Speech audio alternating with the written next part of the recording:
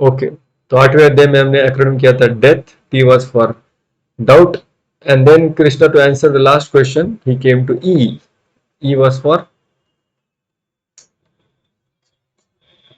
US end of life. End of life में क्या होता है, क्या करना चाहिए? सो कृष्ण ने क्या कहा कि अंत में क्या करेंगे तो मेरे धाम में आओगे? स्मरण करोगे तो मेरे धाम में आओगे। और स्मरण करने का आसान तरीका है नाम स्मरण। तो स्मरणम महत्वपूर्ण है।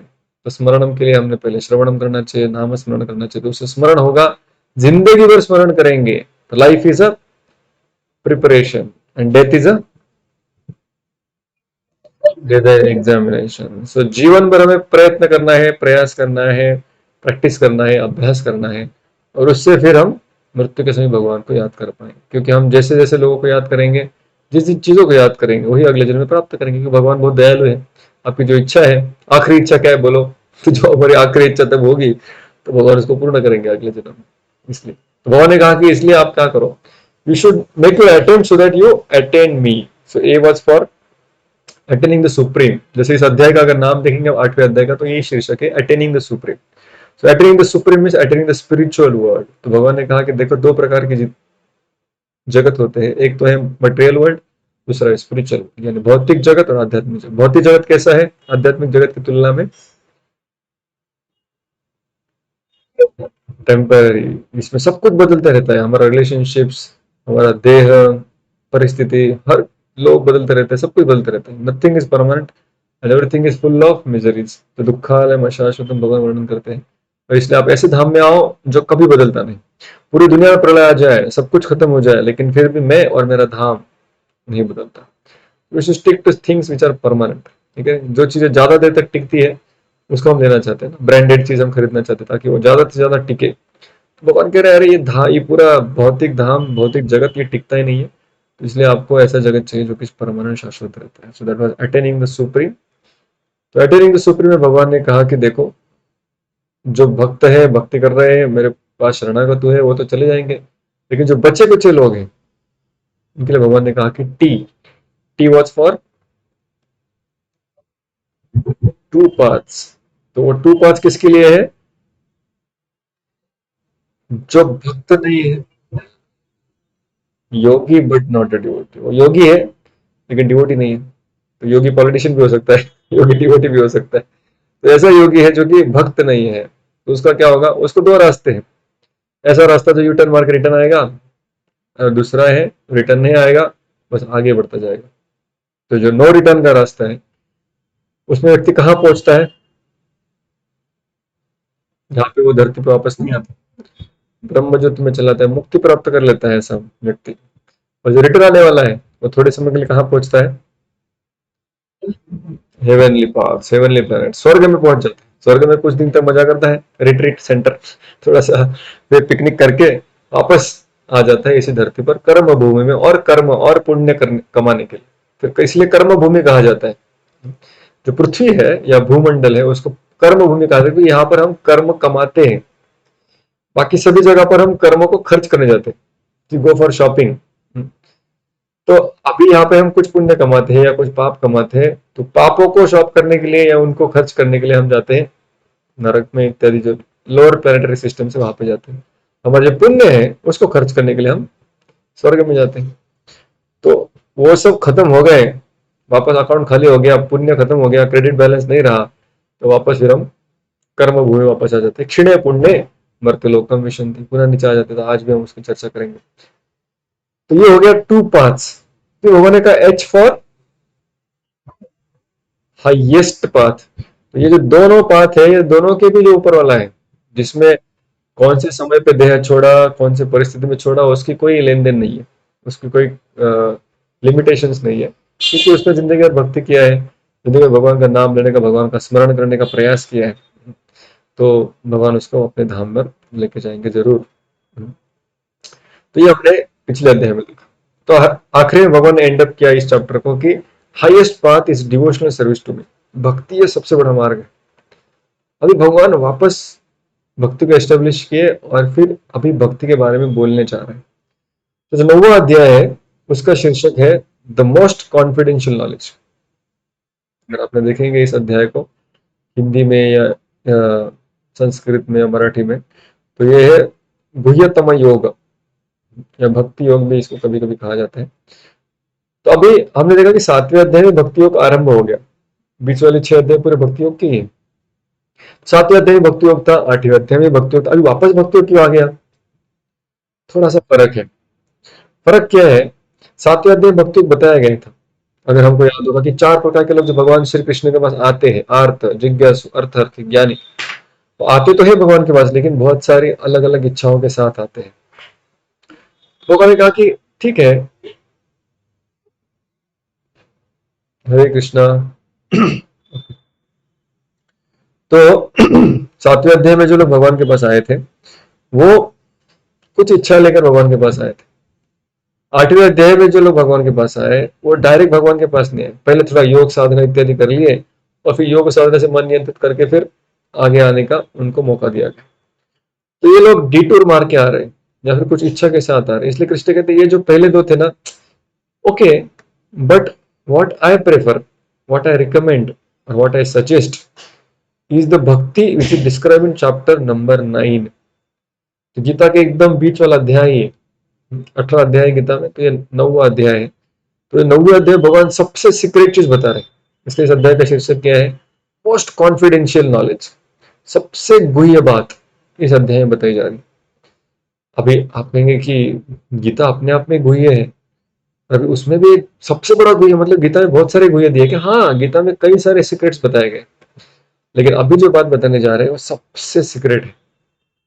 सीक्रेट क्यों है, इसको हम चर्चा करेंगे आगे। लेकिन क्योंकि अभी यहाँ पर पुनः एक बार भगवान भक्ति योग के बारे में वर्णन करना आरंभ कर रहे हैं। 7वें अध्याय में हमने चर्चा की थी, भक्ति में आरंभ करने के लिए when we come to devotional service, what is important first, head और heart?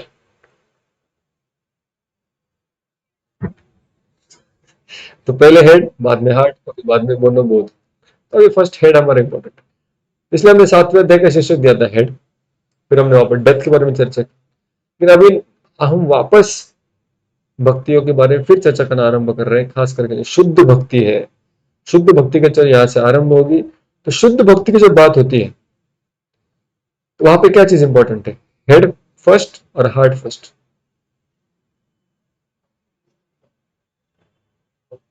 Heart, heart, head first. तो भगवान कह रहे हैं कि आपको मेरे पास आना है ना, पहले थोड़ा दिमाग से काम करो, पहले समझ लो मैं कौन हूँ, क्या करने जा रहे हो।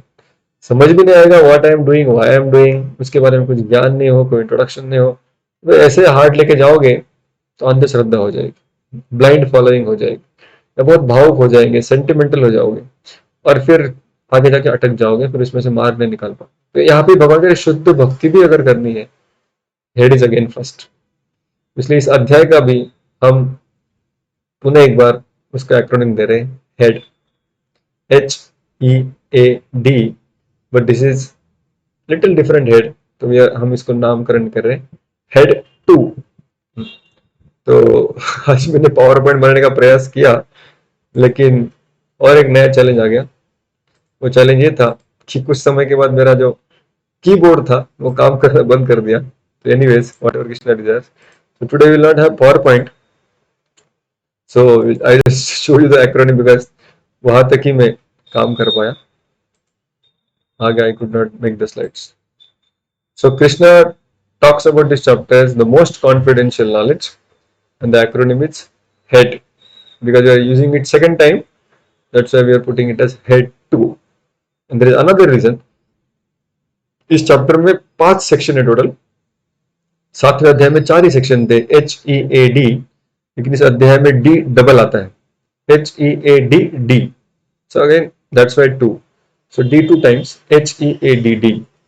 so इसके बारे में भी चर्चा करेंगे। अगर आपको याद हो 7 चैप्टर में हमने चर्चा की, काफी दिन हो गए उसके लिए, उसमें H का एक्रोनिम क्या था? What was H standing for? Here. सुनिए सुनिए सुनिए, सुनो सुनो सुनो, पहले 3 श्लोक में भगवान ने कहा था अर्जुन सुनो, मैं बहुत महत्वपूर्ण चीज बताने जा रहा हूँ, बहुत कंप्लीट नॉलेज बताने जा रहा हूँ, इसको जानने के बाद और कुछ जानने के लिए बचेगा नहीं, सुनो सुनो सुनो। फिर भगवान ने कहा था ई, ई क्या था?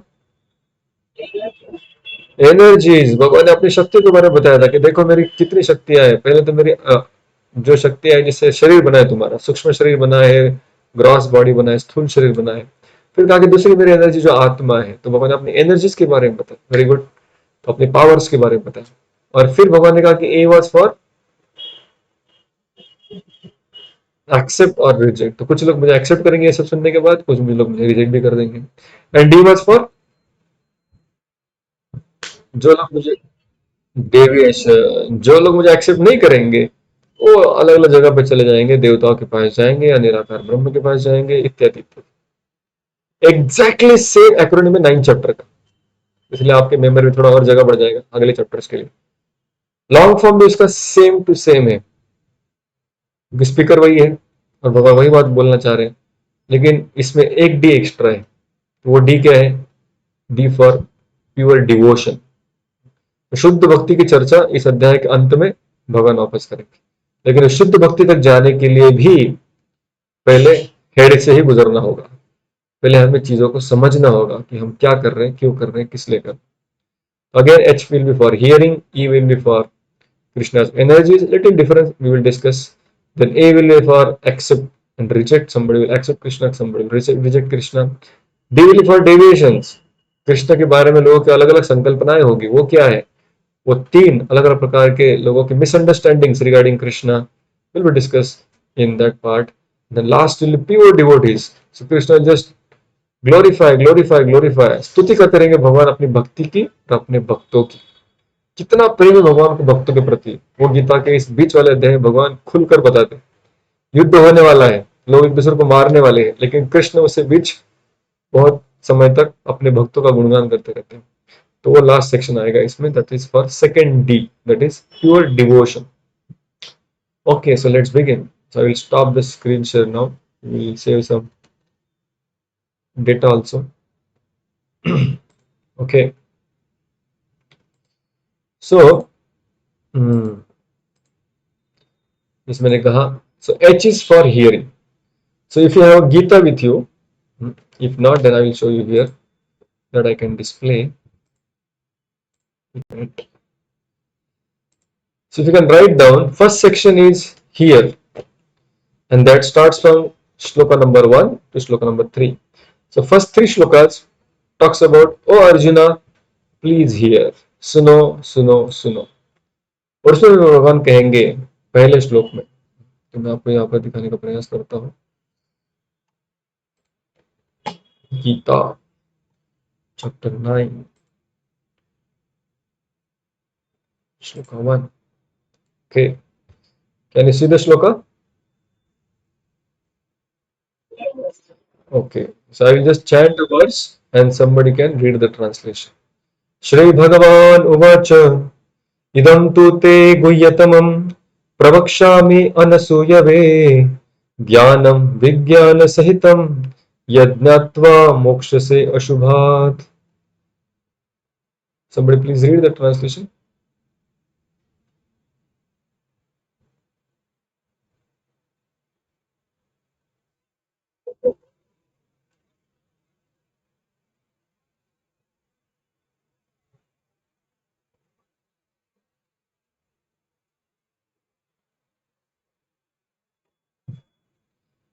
श्री भगवान ने कहा, हे अर्जुन, क्योंकि आप मुझसे ईर्ष्या नहीं रखते, अभी मैं आपको सबसे सीक्रेट वाला ज्ञान बताने जा रहा हूं. ज्ञान और विज्ञान भी, जिसको जानकर इस दुनिया के सारे क्लेशों से तुम मुक्त हो जाओ.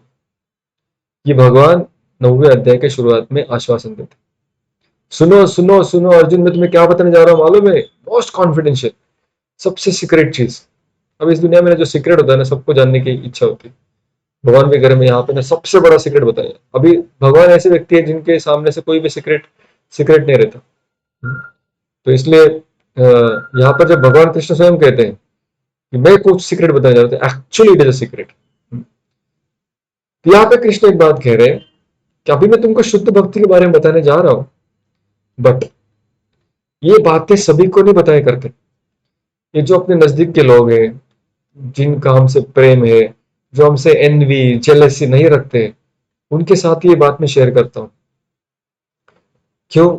क्योंकि अगर कोई व्यक्ति मुझसे जेलसी करता है, एनवी करता है, तो फिर वो शुद्ध भक्ति कर ही नहीं पाएगा। क्योंकि शुद्ध भक्ति मतलब वो स्तर है जहां पर व्यक्ति भगवान की सेवा करना चाहता है निस्वार्थ रूप से।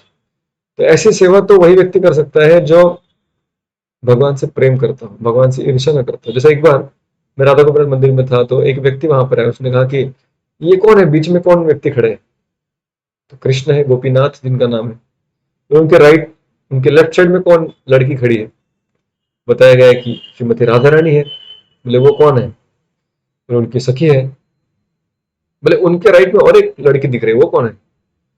बताया गया कि वो विशाखा सखी है। बोले कृष्ण के राइट में भी एक सखी दिख रही है, वो कौन है? लेफ्ट में तो दो हो गए, राइट में भी एक है, वो कौन? बोले ललिता देवी। बोले वो कौन है? वो भी उनकी फ्रेंड है। बोले आप इसको भगवान बोलते हैं? तो व्यक्ति ने कहा हाँ भगवान कहते हैं। बोले ऐसा कैसे भगवान है? इसकी तीन तीन गर्लफ्रेंड है, तीन तीन इसकी सहेलियां है, ऐसा कैसे भगवान हो सकता है? तो जो पुजारी वहां पर थे, उन्होंने कहा कि क्यों नहीं हो सकता, भगवान है वो, उनको चाहे तो वो हजारों करोड़ों गर्लफ्रेंड रख सकते हैं, समस्या क्या है? तो उसने कहा कि समस्या ये है, मैं भी कॉलेज जाता हूँ, विल्सन कॉलेज सामने ही है, वहां पे वो शिक्षण ले रहा था। मैं भी कॉलेज जाता हूँ, लेकिन मेरी खुद की एक भी गर्लफ्रेंड नहीं है और इनकी तीन तीन चार चार, आप कह रहे हैं कि करोड़ों भी हो सकती है। If I can have one, how can he enjoy with so many? तो साधारण मनुष्य को जो भगवान को देखता है कि भगवान इतना सारा खा रहे, पी रहे, नाच रहे, गा रहे, इतनी पूजा, इतना सम्मान, सब कुछ हर कोई व्यक्ति उनका सुन रहा है, तो कभी कभी बुद्ध जी के हृदय में उनके प्रति एक जेलसी, एक envy, why he only should enjoy, why not me? मैं क्यों नहीं उनके जैसा बन सकता, मुझे उनके जैसा बनना है। तो कई बार लोग योग साधना करते हैं, तपस्या करते हैं, किस लिए?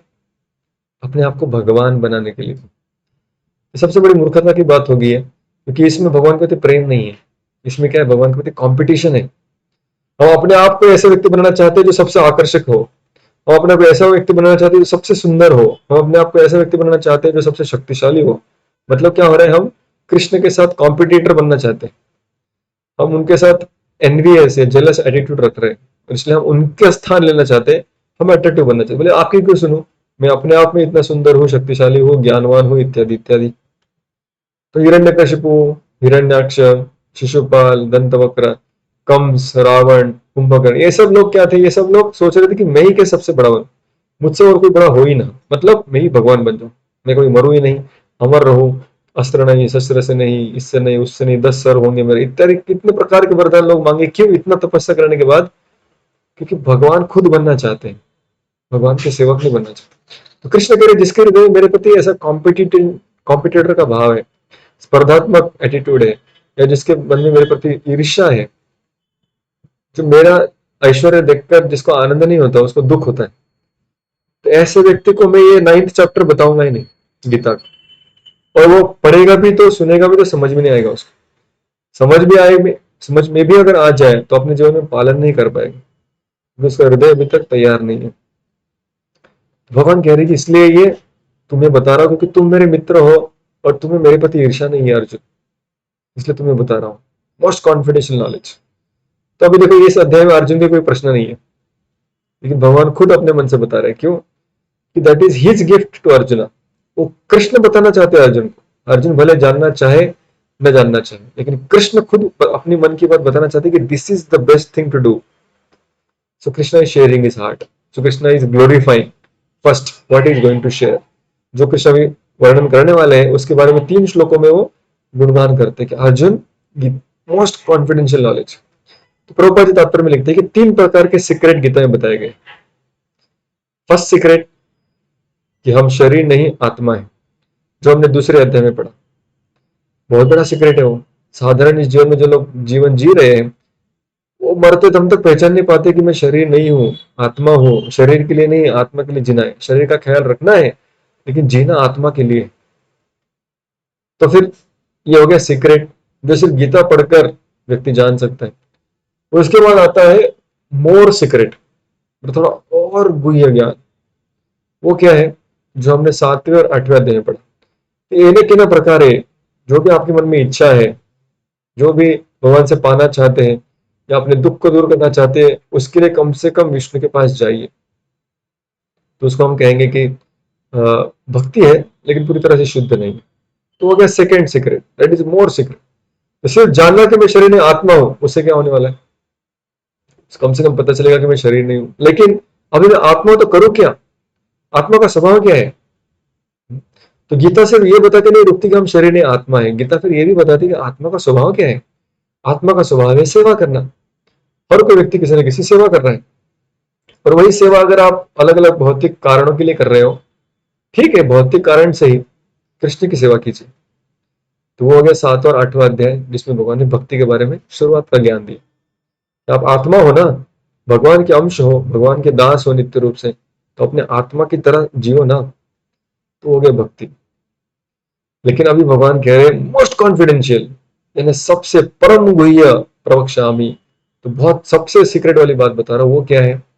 वो है शुद्ध भक्ति, मतलब बिना किसी भौतिक कामना के, बिना किसी स्वार्थ के, सिर्फ प्रेम के कारण कृष्ण की सेवा करना, वो है शुद्ध भक्ति या प्योर डिवोशन। इसलिए कृष्ण करे ये अध्याय जो है ये परम गुह्य ज्ञान है। ओके। दूसरे श्लोक में भगवान अभी इस शुद्ध भक्त को इतना स्तुति करते, इतना स्तुति करते कि एक श्लोक में उसके अलग अलग गुण बताते। Let's go to second verse. इस अध्याय का हर श्लोक बहुत सुंदर और बहुत महत्वपूर्ण है, तो हम पढ़ेंगे। आप लोग को श्लोक दिख रहा है? ओके, तो मैं चाहता हूँ कि ये श्लोक आप मेरे पीछे दोहराए। जरूरी नहीं कि आप अनम्यूट करें, म्यूट ही रखिए, नहीं तो फिर बहुत यहाँ पर नॉइज हो सकता है, ठीक से सुनाई भी नहीं देगा। तो आप मेरे पीछे दोहराइए, म्यूट ही रखिए। राज विद्या राजगुह्यम पवित्रम इदमुत्तमम प्रत्यक्षावगमम धर्म्यम सुसुखम कर्तुम अव्ययम। Okay, translation.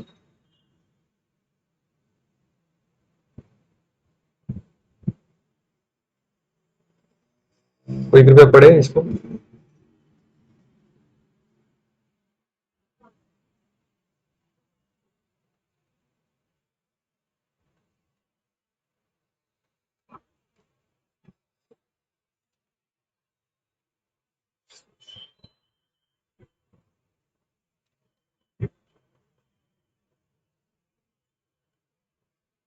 तो बहुत सारे एडजेक्टिव्स, बहुत सारे विश्लेषण भगवान अपने इस भक्ति योग के लिए दे रहे। पहले कह रहे राज विद्या, ये जो ज्ञान है ये सभी विद्याओं का राजा है, is king of all knowledge. राजगुह्यम, ये सभी गुह्यों में भी राजा है, तो मोस्ट सीक्रेट।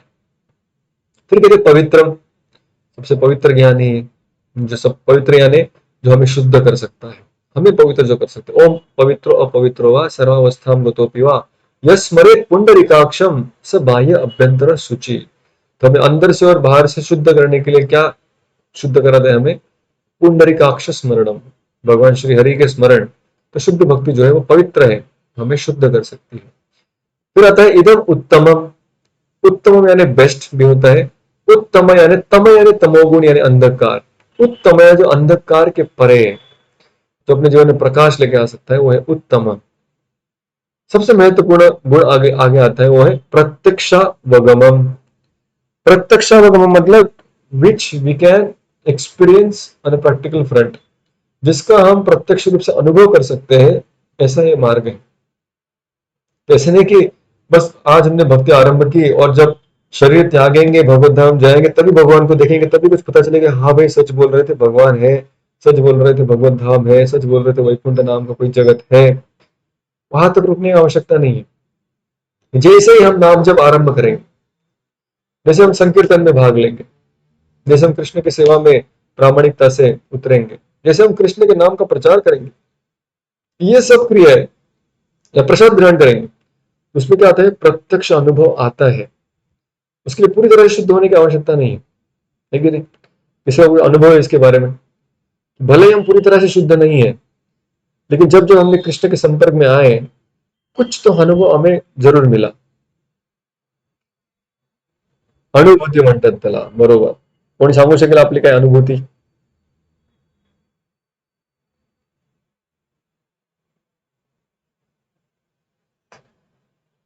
अभी जैसे मैं आपको बताता हूं, जो आप सबने अनुभव किया होगा, हम्म, जैसे कि हम जब खास करके मंदिर में आते हैं तो मंदिर का प्रसाद खाते हैं, खिचड़ी, सिंपल सा खिचड़ी खाते हैं। तो कितने सारे लोगों को मैंने देखा है कि वो खिचड़ी खाते हुए बोलते हैं कि प्रभु जी ऐसे हमने खिचड़ी की भी नहीं खाया, अब इसका रेसिपी हमें दीजिए। और कितने सारे पार्लर के माता जी लोगों ने जो नए नए मंदिर में आए, उन्होंने कहा कि रेसिपी दो, रेसिपी लिखे गए क्या क्या डालना है इसमें। तो घर पे जाकर उन्होंने बताया, बनाया, खाया, नेक्स्ट टाइम आए बोले प्रभु ये आपने जो रेसिपी दिया था एग्जैक्ट हमने बनाया, लेकिन टेस्ट वैसा नहीं आया, कुछ तो अलग है। इसको कहते हैं प्रत्यक्ष अनुभूति, कि इसमें कुछ तो है जो कि मुझे हायर टेस्ट या मुझे एक उच्च आनंद प्रदान कर रहा है। जैसे हम कीर्तन में भाग लेते हैं, सिंपल, आप किसी किसी भी विष्णु मंदिर में जाएंगे, जैसे कि पालघर में विट्ठल मंदिर है, तो विट्ठल मंदिर आप जाएंगे आषाढ़ एकादशी के दिन, और वहां पर समझो कीर्तन चल रहा है, भगवान का नाम स्मरण चल रहा है, और जो गाने वाले लोग हैं वो भी बहुत शुद्ध भाव से गा रहे हैं, तो जाने वाला हर एक व्यक्ति हृदय हिल जाएगा।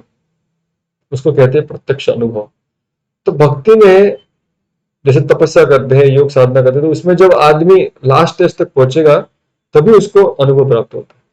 लेकिन जो भक्ति है उसमें जो आध्यात्मिक अनुभव है वो हमको डे वन, जिस दिन हम सिंसियरली प्रयास करेंगे, प्रामाणिकता से हमारे प्रयास करेंगे, तो उसी दिन से हमें अनुभव प्राप्त होना आरंभ होता है।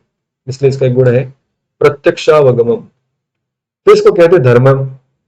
ये परम धर्म है, सभी धर्मों में से बड़ा धर्म है, इसलिए इसको परो धर्म कहते हैं। सुसुखम, यानी करना बड़ा आसान है, easily we can do it. जैसे प्रभुपाद जी कहते हैं chant Hare Krishna and be happy, very happily we can perform, बहुत आसानी से।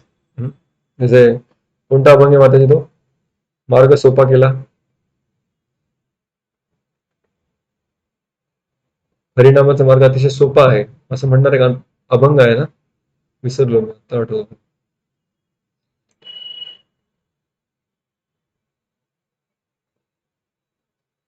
नाम संकीर्तन साधन पै सोपे, जटिल पापे जन्मांतरीच।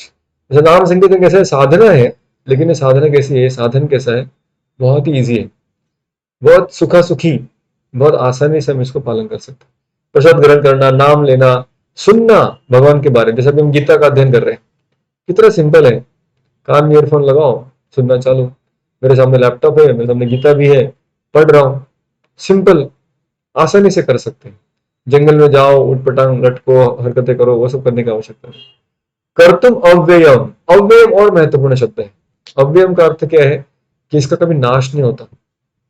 बाकी सारी योग साधनाएं हैं वो हम जब तक शरीर छोड़ते हैं तब तक कर सकते हैं, एक बार हमने शरीर छोड़ दिया फिर हमारे कार्य बदल जाते हैं, या तो वो मुक्त हो जाता है या तो वो स्वर्ग में चला जाता है।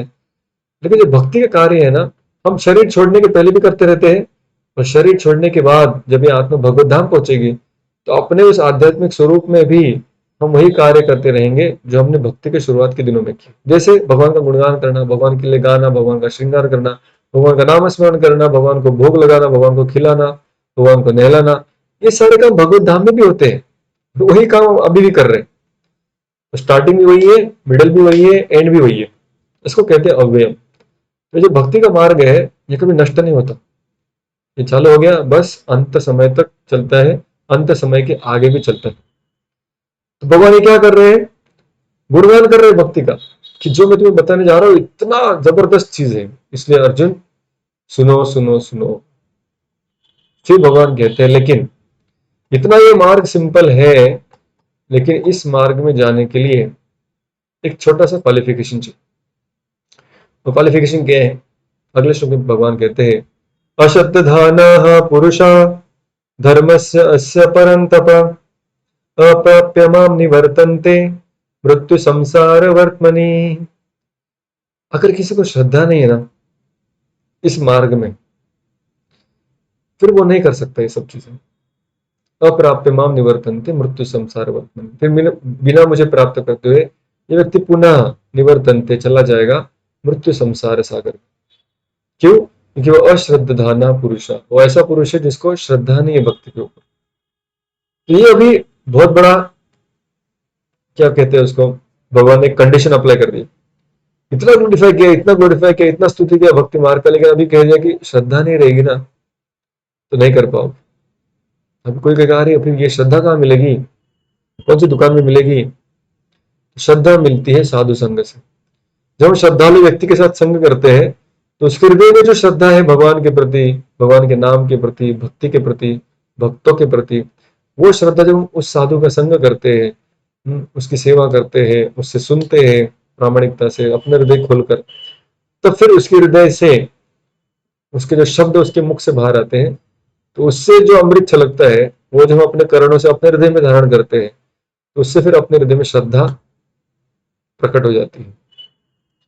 तो ये श्रद्धा जब आ जाती है उसके बाद फिर सब कुछ, एवरीथिंग बिकम्स रिलेवेंट, फिर सभी में हमारी श्रद्धा उत्पन्न होती है, फिर हम उस मार्ग को ले सकते हैं। तो इसलिए भगवान को प्राप्त करने के लिए भक्ति की आवश्यकता है, और भक्ति में श्रद्धा प्राप्त करने के लिए भक्तों के संग की आवश्यकता है। जैसे हम शास्त्र में देखेंगे तो कई सारे भक्तों के उदाहरण है, भागवत में तो कई सारे भक्तों के उदाहरण है, लेकिन हम देखते हैं हर कोई भक्त भक्ति करने के पहले किसी न किसी भक्त को पहले मिला, उसके बाद भक्ति आरंभ की। किसी को याद है ऐसे कुछ उदाहरण भागवत ग्रंथ से जो बहुत महान भक्त हुए, लेकिन भक्ति प्राप्त करने के पहले किसी भक्त को मिले थे और फिर जाके भक्ति हासिल की?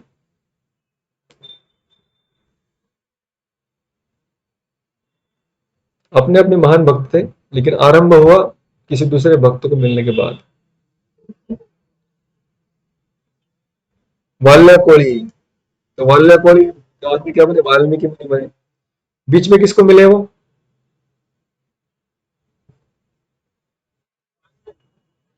नारद मुनि उनको मिले। तो नारद मुनि ने उनको कहा कि राम राम नहीं जप सकते तो मरा मरा कम से कम जप। तो नारद मुनि के संग से उनको फिर श्रद्धा प्राप्त हुई और फिर वो भक्ति में अग्रसर हुए।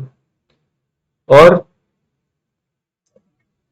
प्रहलाद महाराज, प्रहलाद महाराज किसको मिले थे? कब मिले थे?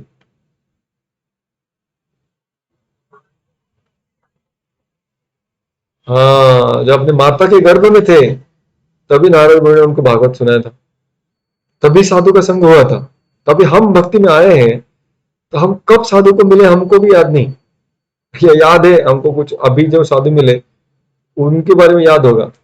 ऐसा भी हो सकता है कि हम पिछले जन्म में किसी साधुओं को मिले, हमारे अज्ञात समय में भी हम किसी साधुओं को मिले, भक्तों को मिले, और उन भक्तों के संग से। नहीं, भक्त मतलब ये नहीं कि वो सन्यासी होना चाहिए, वैरागी होना चाहिए, नहीं। भक्त मतलब कोई गृहस्थ भी हो सकता है, कोई माता जी भी हो सकती है, कोई प्रभु जी भी हो सकता है, कोई वरिष्ठ भी हो सकता है, कोई साधारण बालक भी हो सकता है जिसके हृदय में भक्ति है। उसका संग जब हम करते हैं, उसे जब सुनते हैं या उसकी भक्ति को देखते हैं, तो फिर वो अग्नि प्रज्वलित होती है, और जब वो श्रद्धा जागृत होती है तो उसके पश्चात आगे ये जो परम गुह्य बात है वो समझ में आने लगती है।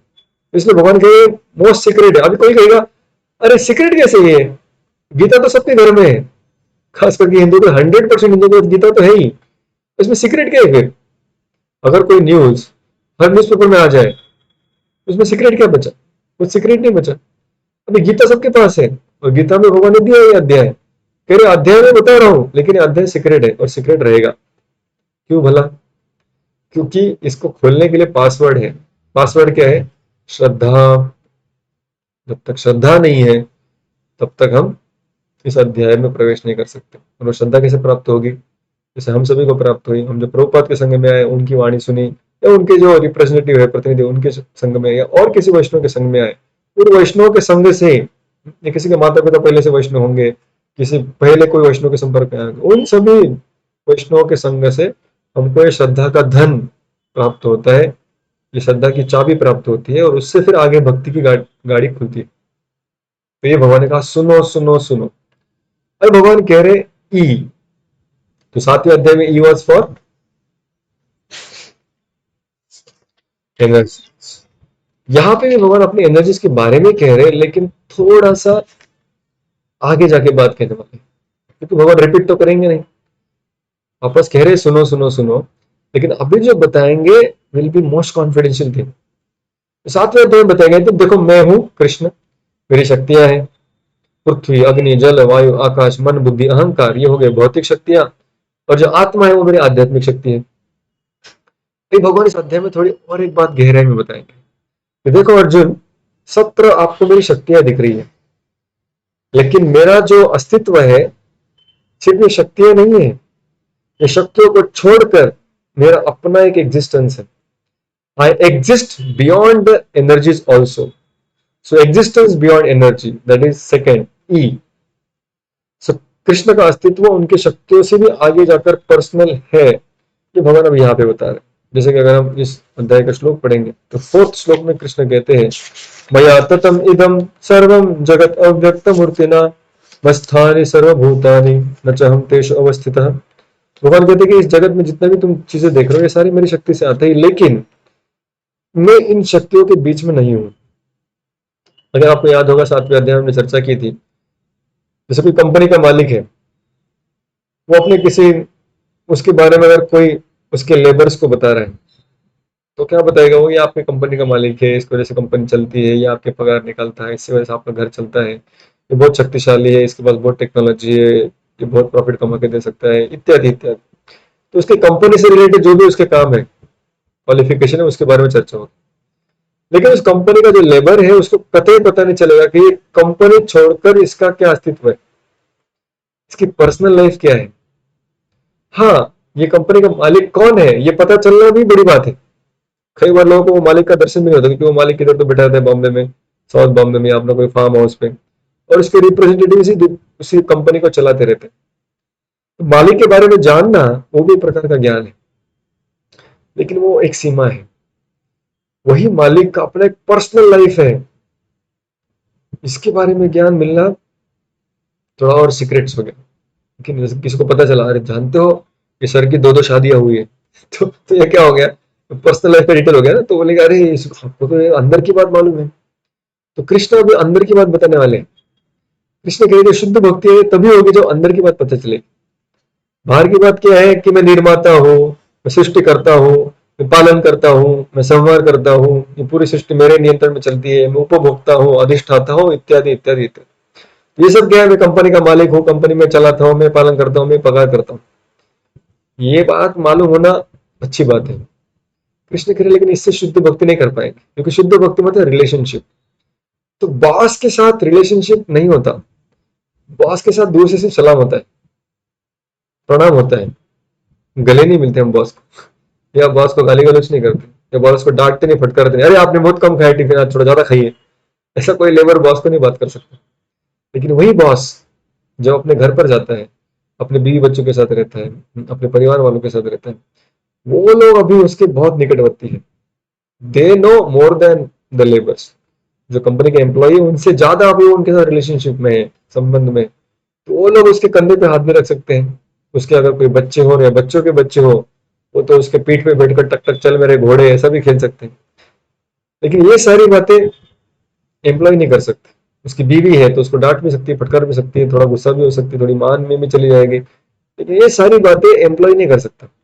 तो भगवान के ऐश्वर्य, भगवान के ग्रेटनेस के बारे में जब हम जानते हैं तो भगवान के प्रति एक सम्मान उत्पन्न होता है। लेकिन भगवान वो सम्मान स्वीकार कर करके ना तरस जाते हैं, बोलते हैं यार बस हो गया, कितने सब लोग से आके सैलरी मारते हैं, कोई पूछेगा भी मैंने खाना खाया कि नहीं। अरे हाँ, ये कौन पूछेगा, ये वही पूछ सकता है जिसके साथ बॉस के प्रति एक पर्सनल रिलेशनशिप है। तो कृष्ण कहते हैं कि ये जो शुद्ध भक्ति है ना, ये एक स्टेप आगे है। मान सम्मान, ये जानते हैं कि मेरी शक्तियां क्या है, लेकिन ये इसके आगे भी जाते हैं। इसके आगे क्या है कि मेरा पर्सनल एंगेजमेंट क्या है। जब मैं कंपनी नहीं चलाता तब मैं क्या करता हूँ, जब मैं इस कंपनी में नहीं आता, कुर्सी पर नहीं बैठता, जनरल मैनेजर डायरेक्टर बनकर काम नहीं करता, तब मैं क्या करता हूँ, मेरे खाली समय में मैं किसके साथ रहता हूँ, किसके साथ बात करना पसंद करता हूँ, क्या खेलता हूँ, क्या खाता हूँ, क्या पीता हूँ, कैसे सोता हूँ, ये मेरा पर्सनल लाइफ। तो कृष्ण के 9 चैप्टर में, हालांकि एक्रोनिम वही है HEAR, लेकिन इसमें थोड़ा एक स्टेप आगे जा रहे हैं। तो कृष्ण कह रहे शक्ति मेरी है, मया ततम इदम सर्वम जगत अव्यक्त मूर्ति, ये सारा जगत में चलाता हूँ लेकिन किसी के सामने में आता नहीं, लेकिन मेरा अपना एक धाम है। नच हम तेषु अवस्थित, मैं इस दुनिया में नहीं रहता, इस दुनिया में मेरा कोई पर्सनल, जैसे जो बड़े बड़े कंपनी के मालिक होते हैं ना, वो पर्सनली उस कंपनी के कार्यक्रम को हैंडल नहीं करते। वो अपने एम्प्लॉयज रखते हैं, मतलब उनकी शक्तियां, उनकी एनर्जीज, वो सारा कंपनी चलाते हैं। उनके शक्तिशाली जो मैनेजर्स रहेंगे, सीईओज रहेंगे, डायरेक्टर्स रहेंगे, ओनर शांति से बैठे रहते। वैसे कृष्ण कहते हैं सारी दुनिया मेरी शक्ति है, बहिरंगा शक्ति या दुर्गा देवी ये चलाती है, संभाल इत्यादि बाकी सारे देवता है वो करते हैं। तो फिर आप क्या करते हैं? मैं यहाँ से अलग, मेरा एक घर है, मैं कंपनी में नहीं रहता। तो उसके बारे में कृष्ण सेकंड सेक्शन में कह रहे हैं। फिर कृष्ण के लिए जैसे, तो डिटेल में नहीं जाएंगे हर श्लोक के लिए। फिर कृष्ण कहते हैं कि अर्जुन पूछेगा फिर अगर आप अलग से रहते हैं, अभी तो मैं देख रहा हूं कि आप मेरे सामने खड़े हैं, आप कह रहे हैं मेरा धाम अलग है, ये है वो है, मैं तो जानता हूं आपका मथुरा में घर है, वसुदेव और देव के आपके माता पिता है, आप कह रहे मेरा अलग धाम है, अलग कार्य है, आप तो यहाँ पे दिख रहे कितने सालों से। कृष्ण कहते हैं कि वो दिख रहे हैं आपको क्योंकि मैं अपनी इच्छा से यहाँ पर कभी कभी विजिट करने के लिए आता हूँ। जैसे कंपनी का मालिक कभी कभी अपनी कंपनी विजिट करने के लिए जाता है, वो वहां पर अपना थंब प्रिंट करने के लिए जाता या अटेंडेंस लगाने के लिए जाता है जिससे उसको पगार मिले, उसको कोई कंपल्शन भी नहीं जाने का, वो अपनी इच्छा से जाता है। किस लिए? ये देखने के लिए कि क्या कैसे चल रहा है काम, या फिर घर पे बोर हो गया तो घूमने के लिए आ जाते हैं, या फिर उनके जो पसंद वाले एम्प्लॉई है उनको कुछ पुरस्कार देने के लिए कभी आ जाते हैं, या जो एम्प्लॉइज वहां पर बहुत स्ट्राइक कर रहे हैं, तकलीफ दे रहे हैं, उनको निकालने के लिए भी कभी उसको पर्सनली आना पड़ता है। वैसे ही भगवान ने हमने चौथे अध्याय में देखा, परित्राणाय साधुना विनाशाय च दुष्कृतम धर्म संस्था पदार्थ है संभवामि, बार बार मैं आता हूँ तो जरूरत पड़ती है, जब मेरी इच्छा हो तभी मैं आता हूँ। लेकिन एक बॉस का कंपनी में आना और एक एम्प्लॉय का कंपनी में आना, दोनों में बहुत बहुत फर्क है। क्या क्या फर्क है, कोई बताना चाहेगा? जब बॉस कंपनी में आता है और एम्प्लॉय कंपनी में आता है, दोनों के आने में क्या क्या अलग अलग प्रकार के फर्क है?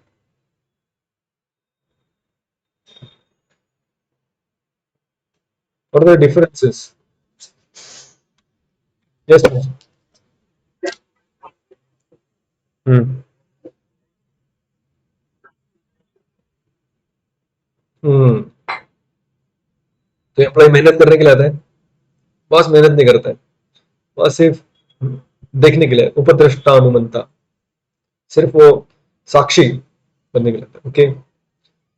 और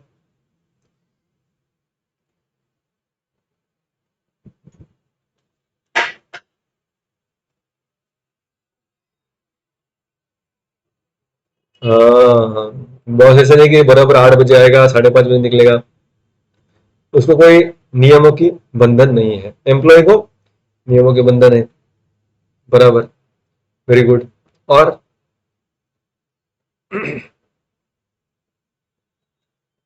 और क्या फर्क है?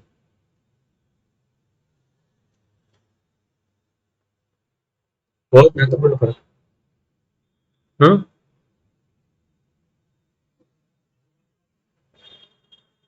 घराची काळजी पण कोण करतो?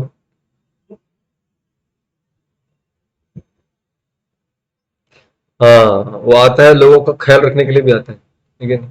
तो कामगार अगर अपने काम के लिए आता है, स्वार्थ के लिए आता है, लेकिन भगवान जब आते हैं तभी, या बहुत जब आते हैं तो दूसरों पर चिंता करने के लिए आता है, परित्राणाय साधुना, बराबर। और एक महत्वपूर्ण फर्क रह गया, पर्पस में। एम्प्लॉय कंपनी में क्यों आता है? सैलरी के लिए। सैलरी क्यों चाहिए? पेट भरने के लिए, लिविंग के लिए, बराबर। तो एम्प्लॉय को तो जबरदस्ती आना पड़ता है, एम्प्लॉय को नहीं जाएगा तो सैलरी नहीं मिलेगा, सैलरी नहीं मिलेगा तो जीवित नहीं रह पाएगा। तो इसलिए उसको मुंह दबा मुंह मार के अपनी इच्छाओं को मार कर, उसको भले इच्छा नहीं भी हो, लेकिन जैसे हम संडे को नहीं जाते हैं जॉब, तो फिर मंडे को बड़ा मुश्किल होता है, खास करके जो इनका फर्स्ट जॉब है। अरे खत्म हो गया संडे, अभी जाना पड़ेगा कंपनी, किसी को जाने की इच्छा नहीं रहती, कोई खुशी खुशी सुबह उठ के अरे वाह मंडे आ गया, आज मैं कंपनी जाऊंगा। किसी को ऐसी खुशी नहीं होती सुबह उठकर मंडे को, खास करके सैटरडे संडे अगर ऑफ हो तो। लेकिन फिर भी वो जाता है, जबरदस्ती जाता है, मजबूरी है उसको, उसको जाना पड़ता है। लेकिन बॉस कैसे नहीं। तो कृष्ण यहाँ पर बता दे, तो मेरा इस दुनिया में आना और आप लोगों का इस दुनिया में आने में बहुत बहुत फर्क है। मैं जब इस दुनिया में आता हूँ तो मुझे कोई नियम लागू नहीं है, मैं अपनी इच्छा से आता हूँ, और इधर आने से मुझे कुछ प्राप्त नहीं होने वाला, नहीं मुझे कुछ सैलरी मिलने वाला इसलिए मैं आता नहीं। तो निस्वार्थ भावना से मैं यहाँ पे आता हूँ। न च माम तानि कर्माणि निबद्धन्ति धनंजय उदासीनवद आसीनम असक्तम तेषु कर्मसु। तो जब मैं यहाँ पर आता हूँ, यहाँ के नियम मुझे बाध्य नहीं है। न च माम तानि कर्माणि निबद्धन्ति धनंजय, हे धनंजय, यहाँ इस दुनिया के जो नियम है मुझे बंधन में नहीं डाल सकते। ऐसे कई बार लोग प्रश्न पूछते हैं कि जो कृष्ण है इनका चरित्र ऐसा कैसा क्यों है, ये इतने दूसरों की पत्नियों के साथ व्यवहार करते हैं, हाँ, दूसरों के दही दूध चुराते हैं, कभी कभी रणांगन छोड़ के भी भाग जाते हैं। तो ये कुछ कैरेक्टर हो गया, ये कुछ चरित्र है, कितने सारे नियमों का उल्लंघन किया हुआ है, कितने सारे धार्मिक सिद्धांतों का उल्लंघन किया है। तो कृष्ण कह रहे ये सब नियम बने हैं ना वो आपके लिए है, जो एम्प्लॉई है, जो बद्ध है, जीव है, उन बद्ध जीवों के लिए नियम बने हैं। लेकिन मैं जब यहाँ पर आता हूँ ना, मेरे लिए नहीं है नियम। जैसे पार्किंग लॉट में अलग अलग प्रकार के पार्किंग स्लॉट्स होते हैं जहां पर एम्प्लॉय अपनी गाड़ी पार्क कर सकते हैं। जनरल मैनेजर कहाँ लगाएगा, वाइस प्रेसिडेंट कहाँ लगाएगा, अकाउंटेंट कहाँ लगाएगा, एचआर हेड कहाँ लगाएगा, साधारण एम्प्लॉय कहाँ लगाएगा, प्रोडक्शन इंजीनियर कहाँ लगाएगा, सबका अपना अपना जगह फिक्स है। अगर वो अपना जगह छोड़कर यहाँ वहां गाड़ी पार्क करे तो क्या होगा, फाइन लगेगा या फिर उसको डांट पड़ेगी या मेमो मिलेगा, जो भी है। लेकिन अगर मालिक आ जाए कंपनी का और वो गलत गलत जगह पे गाड़ी पार्क कर दे, तो क्या उसको फाइन लगेगा? क्यों नहीं लगेगा? वो मालिक है भाई, नियम उसने बनाए हैं। वो चाहे तो आज नियम बदल देगा कि नहीं आज से इधर ही गाड़ी लगाना चाहिए मुझे, तो वो जैसा कहे वैसे नियम बदलते हैं, because he is the one who created the company. जैसे Krishna, he created this world, he created the laws in this world, so when he comes to this world there are no rules which can bind him. इस दुनिया के नियम उनको बांध नहीं सकते, उनके ऊपर लागू ही नहीं है। जैसे मान लीजिए कोई व्यक्ति स्कूटर से जा रहा है और अचानक सिग्नल लगे तो रुक जाना पड़ता है उसको, भले कितना भी घाई नहीं हो, तो ये सिग्नल लग जाए उसको रुकना पड़ता है क्योंकि नियम है। अगर वो स्कूटर में बैठा हुआ व्यक्ति आसमान में देखा हो तो उसको देखेगा एक फ्लाइट जा रही है ऊपर से, और फ्लाइट रुकी ही नहीं, हालांकि सिग्नल अभी तक छूटा नहीं लेकिन फ्लाइट निकल गई ऊपर से। और स्कूटर वाला कोई गाली दे, अबे समझता नहीं तेरे को, सिग्नल लगा हुआ है, तो क्या वो सिग्नल है, वो फ्लाइट के लिए है? नहीं है। फ्लाइट का स्तर ही अलग है, उसके अपने स्वतंत्रता है। तो ये सारे इस दुनिया के नियम जो है, खास करके कर्म का सिद्धांत, ये कर्म का सिद्धांत आपको और मुझे लागू है। लेकिन कृष्ण जो कि सृष्टि के निर्माता भी है, पालनकर्ता भी, संवारकर्ता भी है, उनको लागू नहीं है। लेकिन गलती होती कहाँ है, भगवान आगे बताएंगे। मया दक्षिण प्रकृति सूयते सचराचर हेतुनान्येन कौन्तेय जगत परिवर्तते। तो कृष्ण कह रहे ऑल दिस एनर्जीज मया अध्यक्षेण, मेरी अध्यक्षता में चलती है सब, मेरे सुपरविजन। अध्यक्षता can be literally translated as supervision, अध्यक्षता, अक्ष मतलब आंख, विजन, तो अंडर माई सुपरविजन, मेरे देख रेख में सारी प्रकृति काम करती है। I am the one who owns it. हेतु न आने न कौनते जगत भी परिवर्तित, इस जगत को चलने के लिए और दूसरा कोई कारण नहीं, क्योंकि मेरी इच्छा है, मैंने प्रकट की दुनिया, इसलिए दुनिया चलती है। भगवान पूरी तरह से ओन कर रहे इस प्रकृति को, कह रहे कि ये दुनिया मेरी है लेकिन मैं दुनिया का नहीं हूं। ये स्टेटमेंट को समझना मोस्ट सीक्रेट नॉलेज। ये दुनिया मेरी है लेकिन मैं इस दुनिया का नहीं हूं। जैसे कंपनी बॉस की है लेकिन बॉस उस कंपनी के नियमों के अधीन नहीं है, वैसे कृष्ण जब इस दुनिया में आते हैं तो साधारण लोगों को लगता है कि ये इनको भी कर्म का सिद्धांत लागू होना चाहिए। तो कृष्ण अभी अपने एनर्जीज के बारे में बताए। अगला है ए। सो ए वर्ड्स फॉर इन चैप्टर 7, ए का लॉन्ग फॉर्म क्या था? एक्सेप्टेंट। तो सेम थिंग अगेन कृष्ण कहेंगे। अभी मैंने आपको कहा, अभी कृष्ण थोड़ी एक बात ज्यादा बोली। एक बात ज्यादा क्या बोली? इस दुनिया तो मेरी है ही लेकिन मैं दुनिया का नहीं हूं, मेरा अपना एक पर्सनल स्वरूप, personal family, personal relatives, personal choices, personal character, personal house, personal abode, सब कुछ है। ये बात कृष्ण ने एक्स्ट्रा बताई इस अध्याय में, क्योंकि वो जब मालूम होगा, इसलिए प्रभुपाद कहते हैं Krishna is the supreme personality of God. He is a separate personality who is existing beyond this creation. And he is a Godhead. He controls everything, but still he is not just an energy. He is a person who is residing away from this world in the spiritual world. That's the supreme personality of Godhead. Krishna इतना कहने के बाद कहते, but still there are some people who accept my that personality and some people reject it. तो पिछले अध्याय में, 7वें अध्याय, भगवान ने पहले रिजेक्ट के बारे में बोला था कि एक्सेप्ट के बारे में बोला था? रिजेक्ट के बारे में बोला था। तो 4 प्रकार के लोग जो मेरी शरण नहीं आते, पहले उसके बारे में कहा, फिर जो आते हैं उसके बारे में कहा। यहाँ पे भी ऐसे ही होगा। भगवान पहले बताएंगे कौन है जो मेरा उस पर्सनल फॉर्म को एक्सेप्ट नहीं कर पाते। That is shloka number 11। तो from 4 to 10 was the second section, that was for existence beyond energies, ई, या अपनी शक्तियों के परे कृष्ण का अपना एक अस्तित्व है। अभी हम आते हैं तीसरे सेक्शन में, that is a, accept and reject. उसमें पहले रिजेक्ट के बारे में भगवान कहेंगे। श्लोक इस प्रकार से है, अवजानन्ति मां मूढ़ा मानुषिं तनुमाश्रिता परम भावम अजानन्तो मम भूत Maheshwaram. I would like somebody to read the translation. I will just open it for you. एक मिनट। ओके, पढ़िए।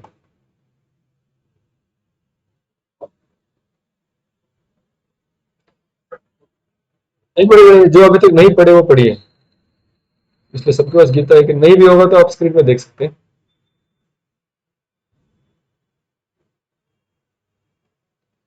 यस, डॉक्टर जी आप हैं वहां पर? संख्या जी,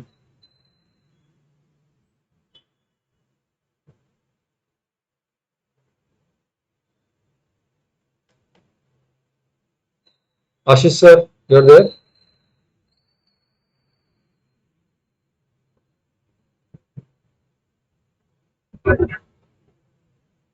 point, okay, thank you. Wait wait wait wait wait, okay, या somebody who has not yet read, please read translation.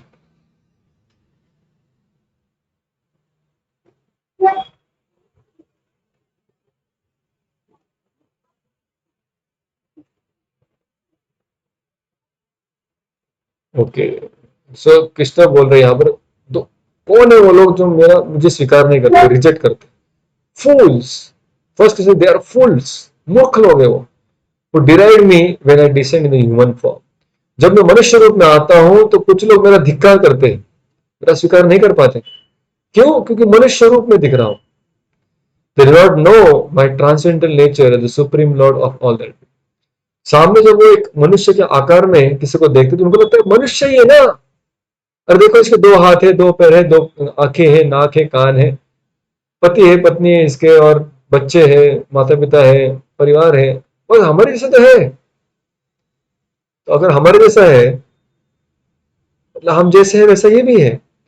अगर हम एक साधारण ह्यूमन बींग है, ये भी साधारण ह्यूमन बींग है। थोड़ा सा ज्यादा बुद्धिमान हो सकता है, थोड़ा ज्यादा खूबसूरत हो सकता है, थोड़ा ज्यादा पराक्रमी हो सकता है, लेकिन ह्यूमन बींग है, सुपर ह्यूमन नहीं है। तो भगवान कहते हैं ये फूल है। फूल यानी मूर्ख है। तो भगवान अभी बता रहे हैं कि मैं जब मनुष्य रूप में आता हूँ, मनुष्य रूप में आता हूँ मतलब ऐसे नहीं कि भगवान का कुछ रूप है और वो अभी उस रूप को बदलकर मनुष्य रूप में आते हैं। नहीं, जैसे पिछले 2-3 श्लोक के पहले श्लोक था, प्रकृतिम स्वाम अधिष्ठाय संभवामि आत्म माया। तो अपने खुद की प्रकृति यानी अपने खुद के शरीर को लेकर मैं आता हूँ इस दुनिया में। इस दुनिया का शरीर नहीं स्वीकार करना पड़ता। साधारण इस दुनिया में जब व्यक्ति जन्म लेता है, हम सभी को इस दुनिया का शरीर स्वीकार करना पड़ता है, ठीक है ना? तो हम जब शरीर धारण करते हैं, हम आत्मा है। पिछले जन्म में हमने और कोई शरीर धारण किया था, इस जन्म में आते हैं तो और कोई शरीर धारण कर लेते हैं जो पंच महाभूतों का बना हुआ है, मन बुद्धि अहंकार का बना हुआ है, यानी मटेरियल भौतिक एलिमेंट्स का बना हुआ है। लेकिन कृष्ण जब आते हैं तो उनको ऐसा शरीर धारण करना नहीं पड़ता। लेकिन जो मूर्ख लोग हैं वो ऐसे स्वीकारते हैं, ये भी अपने जैसा एक साधारण मनुष्य है, साधारण देह प्राप्त कर लिया है, और फिर बाद में ये देह का इसका अंत भी हो जाएगा, यहाँ पर देह धेरा का धेरा रह जाएगा, और फिर ये वापस निराकार बन जाएगा। तो कृष्ण कहते हैं ये रिजेक्शन है, ये मुझे समझ नहीं पाए, ये मूर्ख है, अज्ञानी है। कृष्ण कहते हैं ऐसे लोग हैं ना जो मेरे इस स्वरूप को समझ नहीं पाते, वो कितने भी प्रयास कर ले। दिव्य, ट्रांसेंडेंटल म्हणजे दिव्य। जैसा यहाँ इस जगत में जो भी चीजें है वो सारी भौतिक गुणों के प्रभाव में है, सत्व गुण, रजोगुण, तमोगुण, हमारे शरीर, हमारा मन, हमारा स्वभाव। लेकिन कृष्ण जब आते हैं तो तीन गुणों से परे होते हैं, उसको कहते हैं दिव्य। ट्रांसेंडेंटल म्हणजे दिव्य मराठी में। तो मैं ऊपर से मनुष्य की तरह दिखता हूं, लेकिन ये शरीर मनुष्य का नहीं है।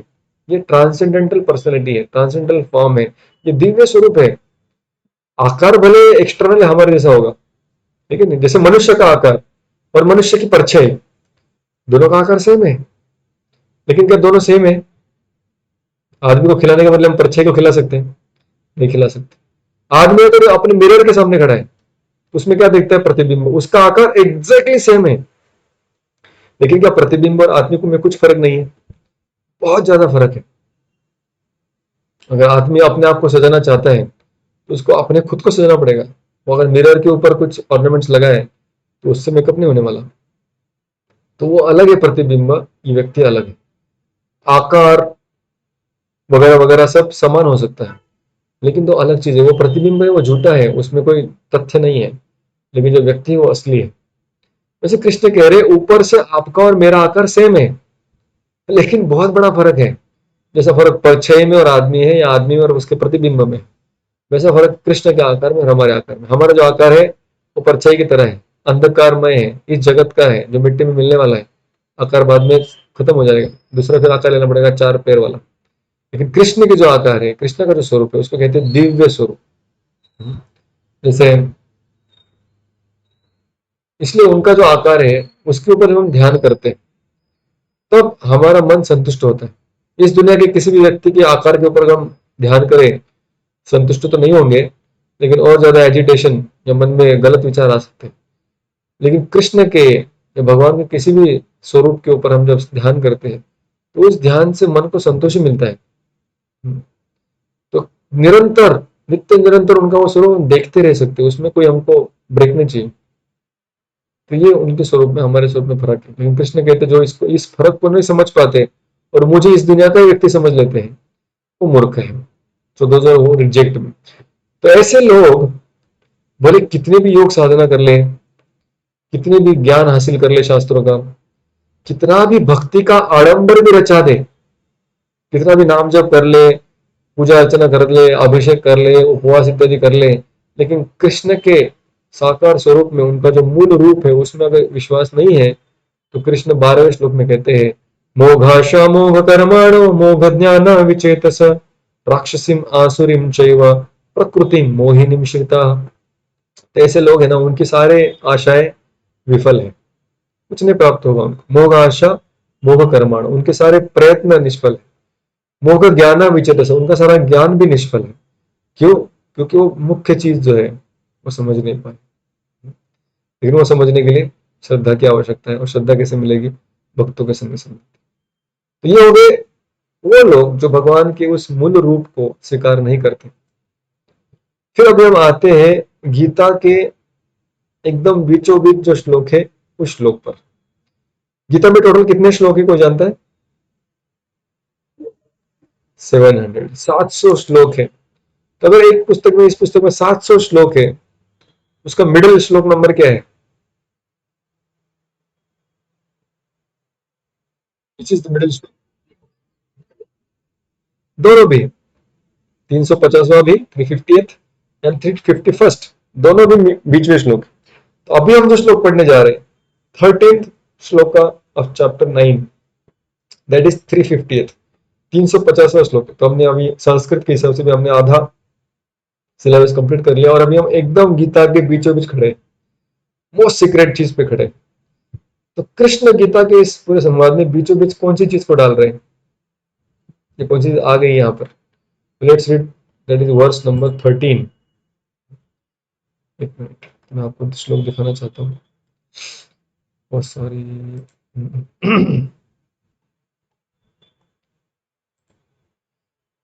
तो गीता के बीचों बीच जो श्लोक आते हैं उसमें भगवान अपने भक्तों के बारे में वर्णन करते हैं। तो कृष्ण को सबसे प्रिय क्या है? उनके भक्त। तो मेरे पीछे बोलने का प्रयास कीजिए, महात्मानस्तु माम Partha दैवीं प्रकृतिमाश्रिताः भजन्त्यनन्यमनसो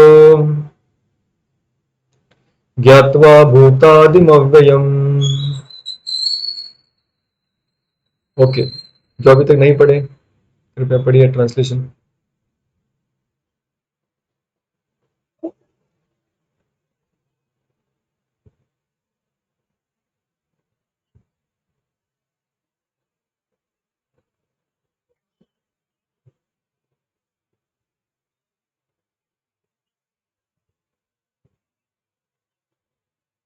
Yeah, thank you so much. So also Partha. Pritha is Arjuna's mother's name, Pritha, and that's why his name is Partha. So those who are not deluded, the great souls, महात्मा जिनको कहते हैं, और under the protection of divine nature, दैवी प्रकृति में आश्रित, वो मेरे दैवी शक्ति के अंदर काम करते हैं। अभी यहाँ पे जानना जरूरी है कि भगवान की दो प्रकार की शक्तियां हैं, एक है भौतिक शक्ति, एक है दैवी शक्ति। भौतिक शक्ति यानी जिसको हम महामाया या दुर्गा देवी कहते हैं, जो इस जगत का कारोबार चलाती है, इस जगत में जिसका नियंत्रण है। There is another energy of the lord which controls the spiritual world. क्योंकि दो दुनिया है ना, तो दो दुनिया को संभालने के लिए भगवान की दो शक्तियां हैं। एक शक्ति इस जगत को संभालती है जिसको महामाया, बहिरंगा शक्ति, एक्सटर्नल एनर्जी या इंफीरियर एनर्जी या दुर्गा, ऐसे अलग अलग नाम से शास्त्रों में आते हैं। और दूसरी है आध्यात्मिक शक्ति, यानी जो दैवी शक्ति है या द सुपीरियर नेचर, जैसे कृष्ण यहाँ पे कह रहे डिवाइन नेचर, जो भगवत धाम को चलाती है। भगवत धाम को चलाती मतलब जहां पर कृष्ण रहते हैं, जहां पर कृष्ण के शुद्ध भक्त रहते हैं, उन सभी के आदान प्रदान, उनका जीवन, उसके ऊपर नियंत्रण वो करते हैं। लेकिन जब कृष्ण की सेवा करने के लिए तैयार नहीं, वो इस दुनिया में आ जाते हैं। इस दुनिया में फिर दूसरी शक्ति है जो उनको लालन पालन भी करती है, लेकिन साथ थोड़ा थोड़ा ताड़न भी करती है, जिससे कि वो सुधर जाए और फिर कृष्ण के पास चले जाए दैवी प्रकृति के अंदर। तो कृष्ण यहाँ पे कह रहे लेकिन इस दुनिया में भी जो लोग रह रहे हैं, उसमें से जो लोग भगवान के प्रति डिवोटेड हो जाएंगे, भगवान को स्वीकार करेंगे, उनकी सेवा करने की इच्छा रखेंगे, वो सारे आत्माएं अभी महात्मा बन जाते हैं। महात्मा क्यों कहा गया उनको? क्योंकि ये व्यक्ति अभी भौतिक शक्ति के अंदर नहीं, किंतु आध्यात्मिक डिवाइन नेचर के अंदर कार्य कर रहा है। They are working under, they are protected under the divine nature. ऐसे लोग कौन है? They are fully engage in devotional service because they know me as a supreme personality of God, original and inexhaustible. तो मैं original person हूं, inexhaustible मतलब कभी उसका डिस्ट्रक्शन नहीं होता, ऐसा मैं व्यक्ति स्वरूप हूं। वो जिसको जानते हैं, ऐसे महात्मा लोग हमेशा मेरी भक्ति करते हैं। This is central verse of Gita. जैसे भगवान ने कहा भक्ति, भक्त और भगवान, तीन चीज के बारे में वर्णन इस श्लोक में आया है। भगवान जो कि एक व्यक्ति है, supreme personality of God, original and inexhaustible. फिर भक्त के बारे में वर्णन आया, those who are great souls, mahatma. तो करते क्या है वो? Bhakti, under the protection of divine nature, constantly engage in devotional service. तो तीन चीजें कौन सी बताई गई श्लोक में? भक्ति, भगवान और भक्त। तो ये गीता का सेंट्रल थीम है जो भगवान हमको देना चाहते हैं।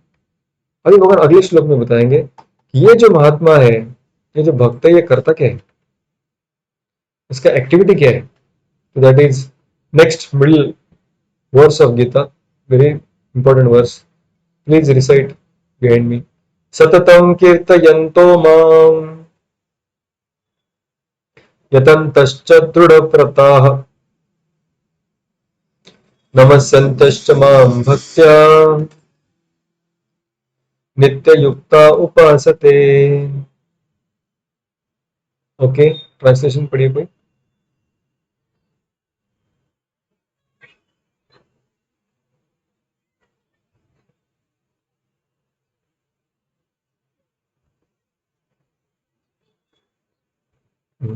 ऑलवेज चैंटिंग माई ग्लोरी, हमेशा मेरा कीर्तन करते रहते। कीर्तन मतलब कीर्ति को गाना, उसको कहते हैं कीर्तन। इसमें व्यक्ति नाम गान कर सकता है, लीला गान कर सकता है, गुण गान कर सकता है। तो सततम कीर्तयन्तो मां, हमेशा मेरा कीर्तन करते रहते। फिर यतन्तश्च दृढ़व्रता, यतंत यानी प्रयत्न, हमेशा फुल डिटर्मिनेशन के साथ, निश्चय के साथ, दृढ़ व्रत बनकर अपने प्रयास करते रहता है, भगवान की संतुष्टि के लिए सेवा भी करते रहता है। नमः संतुष्ट, हमेशा भगवान को नमस्कार प्रणाम अर्पण करता रहता है, नमन करते रहता है। नमामि नमामि, नमो नमो कृष्णाय, नमो वासुदेवाय, नमो ओम नमो भगवते वासुदेवाय, तो हमेशा भगवान को प्रणाम करते रहता है। नित्य युक्ता उपासते, हमेशा कृष्ण की उपासना में लगा रहता है, वर्शिपिंग कृष्णा परपेचुअली, यहाँ पे लिखा है। परपेचुअली का अर्थ क्या है, कोई बताना चाहेगा?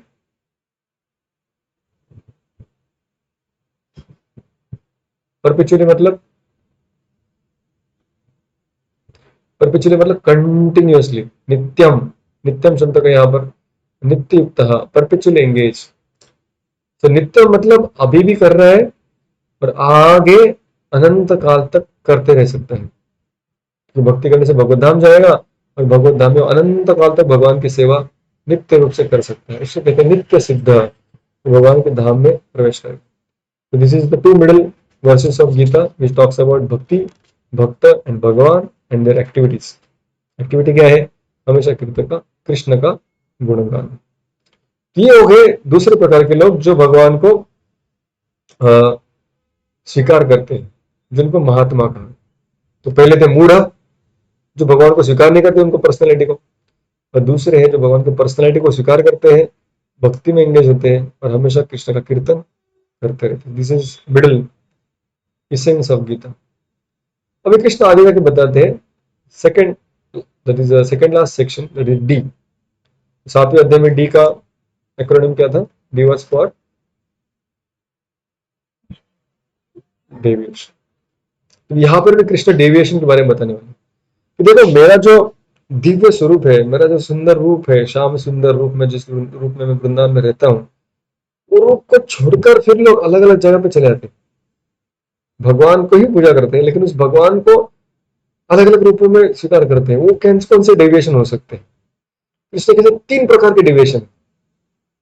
ज्ञाने ज्ञान चाप्यन्ने यजन्ते माम उपासते, एकत्वेन पृथक्त्वेन बहुधा विशुद्धो मुखम। श्लोक याद रखने की आवश्यकता नहीं है। तीन प्रकार से लोग भगवान के बारे में गलत अंडरस्टैंडिंग, गलत फहमी, गलत धारणाएं स्वीकार करते। पहला, एकत्वेन। एकत्वेन मतलब वो लोग सोचते हैं कि सब कुछ भगवान ही है, क्योंकि सबको भगवान की शक्ति है, सब कुछ भगवान ही है। आप भी भगवान है, मैं भी भगवान हूँ, वो भी भगवान है, ये प्राणी भी भगवान है, गाय भी भगवान है, पर्वत भी भगवान, सब कुछ भगवान है, हम भी भगवान है। जीव भी आत्मा है, वो आत्मा ही परमात्मा बन सकता है, आत्मा ही परमात्मा है, ऐसे ही बोलने वाले लोग कृष्ण कहते हैं वो है डेविएशन। एकत्वेन, जो समझते कि सब कुछ एक है, दो चीज है ही नहीं, तो ये मिसअंडरस्टैंडिंग है। क्यों? क्योंकि अगर सब कुछ एक होता तो फिर कृष्ण को, अर्जुन को गीता बताने की आवश्यकता ही नहीं होती। अगर अर्जुन भी भगवान है और कृष्ण भी भगवान है, तो फिर दोनों के पास ज्ञान है ना, तो एक दूसरे को ज्ञान क्यों बता रहा है? क्योंकि एक बद्ध है, वो जीव है, और दूसरे भगवान है। सब कुछ एक नहीं है। कई बार लोग कहते सब कुछ एक है, आप भी भगवान, मैं भी भगवान, ये भी भगवान, वो भी भगवान, और कोई भगवान है। तो ऐसे करेंगे तो फिर गीता का कुछ स्थान ही नहीं रहता, गीता की कोई जरूरत ही नहीं होगी अगर सब कुछ एक है। तो पहला मिसअंडरस्टैंडिंग कि आत्मा ही परमात्मा है। आत्मा कोई परमात्मा नहीं हो सकता। आत्मा हमेशा परमात्मा का अंश होता है, आत्मा हमेशा परमात्मा का दास होता है। परमात्मा हमेशा मालिक होता है, या अपने आराध्य भगवान होते हैं, या अपने, अगर भक्ति में है तो अपने प्रिय भगवान होंगे। और जो आत्मा है वो हमेशा उनके सबॉर्डिनेट में रहेगा, उनका दास रहेगा, उनका गुणगान करेगा, उनकी सेवा करेगा। हमेशा ये दो अलग रहते हैं। भले मुक्त भी क्यों ना बन जाए, मुक्ति जब मिलेगी, भगवत धाम में जब जाएंगे, तो वहां पर भी ये आत्मा भगवान के सबॉर्डिनेट रहेगा, उनकी सेवा ही करता रहेगा। वो कभी दोनों इक्वल बनकर एक नहीं हो जाए, नेवर, ऐसा कभी नहीं होगा। तो इसलिए कृष्ण कहते हैं पहला मिसअंडरस्टैंडिंग एकत्वेन, सब कुछ एक। दूसरा कृष्ण कहते हैं पृथक्त्वेन। पृथक में कोई कहते नहीं नहीं बहुत सारे भगवान है यार, एक क्यों पकड़ के बैठे हो आप? एक नहीं है, बहुत सारे हैं। बहुत सारे मतलब जो भी आपको दिखा ना मंदिर में, वो सब भगवान है। गणेश जी वो भी भगवान है, दुर्गा वो भी भगवान है, शिव जी वो भी भगवान है, कार्तिकेय वो भी भगवान है, सूर्य वो भी भगवान, चंद्र वो भी भगवान, सारे देवी देवता वो भी भगवान, गुरु वो भी भगवान। तो अगर हम दास है, लेकिन भगवान बहुत सारे हैं। पृथक पृथक मतलब different different, many many varieties of भगवान। जैसे कई बार जो पाश्चात्य देश के लोग हैं वो कहते हैं कि जो हिंदू लोग हैं ना थोड़े पागल लोग हैं। क्यों ऐसा कहते हैं? वो कहते हैं कि हमारे धर्म में देखो, अल्लाह एक ही भगवान, क्रिश्चियन में जिहोवा एक ही भगवान, लेकिन हिंदू में कितने सारे भगवान, 33 कोटि देवता कहते हैं। तो इसको कहते हैं पैंथीज्म। पैंथीज्म मतलब जो मिला वो भगवान। जिसकी दाढ़ी बढ़ गई वो भगवान, जिसने मूंछ काट दी वो भगवान, जिसने बाल काट दिए वो भगवान। सबको भगवान बनाने के लिए तैयार है। किसने कहते हैं वो भी मिसअंडरस्टैंडिंग। भगवान एक ही है, आत्मा भगवान नहीं है, लेकिन भगवान है, वो एक है। और उनके अंदर काम करने वाले अलग अलग कैटेगरी के लोग हैं, जो हमने पिछले अध्याय में देखा। तीसरा मिसअंडरस्टैंडिंग कि ये प्रकृति भगवान है। जैसे कई बार लोग समझते हैं कि ultimately we need to serve the environment, हमें इस सृष्टि की सेवा करनी चाहिए, इस सृष्टि के हम दास हैं। ये सृष्टि भगवान है, सृष्टि की पूजा करो। जैसे कुछ लोग होते हैं, पर्वत की पूजा करते हैं, झाड़ की पूजा करते हैं। तो पर्वत और झाड़ की पूजा करने में कोई प्रॉब्लम नहीं है, लेकिन उसको ही अल्टीमेट एब्सोल्यूट ट्रुथ, परम ब्रह्म वही है, अगर ऐसा कह के रुक जाएंगे तो वो मिसअंडरस्टैंडिंग। तो झाड़ों का सम्मान मनाया, जैसे हमारी संस्कृति में वट पूर्णिमा का हम उत्सव मनाते हैं, या गिरिराज जी की परिक्रमा करते हैं, गोवर्धन की शिलाओं की पूजा करते हैं। तो ये सब हो सकता है, लेकिन अगर हम मान लें कि बस यहाँ पे रुक जाएंगे, यही भगवान है बस। जैसे हमने कहा कि कोई अपने गुरु को भगवान मान लेता है, गलत बात नहीं है, गुरु को भगवान की इतना ही सम्मान देना आवश्यक है। लेकिन अगर हम देखें बस गुरु ही भगवान है, गुरु से आगे और कुछ नहीं है, तो फिर वो गुरु का अपयश हो जाएगा, क्योंकि गुरु आपको भगवान की तरफ लेके जाने का प्रयास कर रहे हैं। और अगर हम गुरु को कहेंगे कि अरे आप ही भगवान है हमारे लिए, तो गुरु बोलेंगे मैं आपको रास्ता दिखा रहा हूँ, आप रास्ता नहीं देख रहे, मेरी तरफ देख रहे हैं, रास्ते की तरफ देखिए।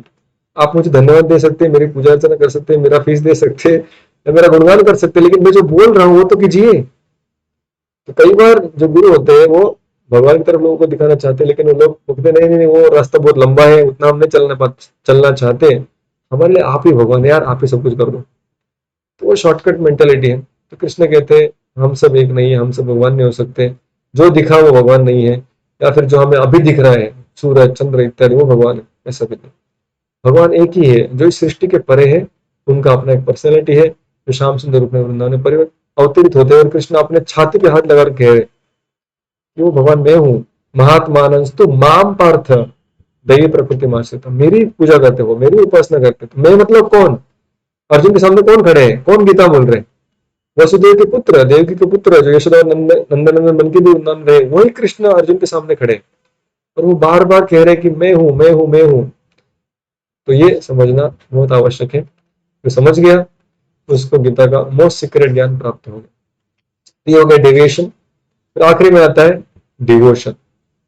सेकेंड डी भी है इस अध्याय में, रोज हम आज चर्चा नहीं करेंगे, क्योंकि वो बहुत बहुत बहुत एक एक श्लोक इतना सुंदर है, इतना सुंदर है। तो मैं आपसे अनुरोध करूंगा कि आप वो हर श्लोक कम से कम पढ़ के रखिए, एटलीस्ट श्लोक and translation. If you get time please read the purports also. तो मैं श्लोक नंबर बताना चाहता हूँ आपको, श्लोक नंबर 22 9वें अध्याय का, और उसके बाद 26 से लेकर 31। I hope there are 31 verses, 32, 34, 34वें श्लोक तक।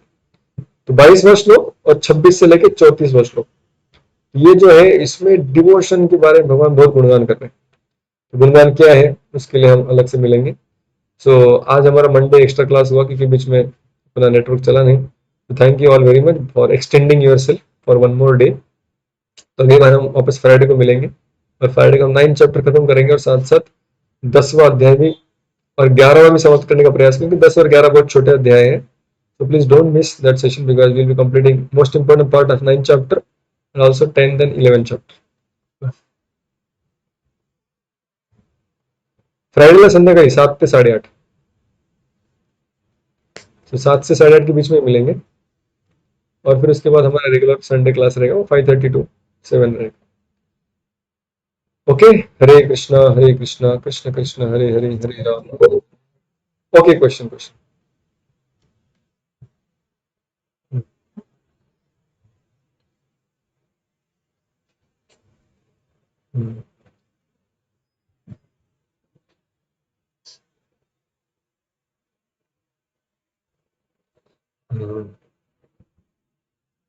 ये भी सीक्रेट है।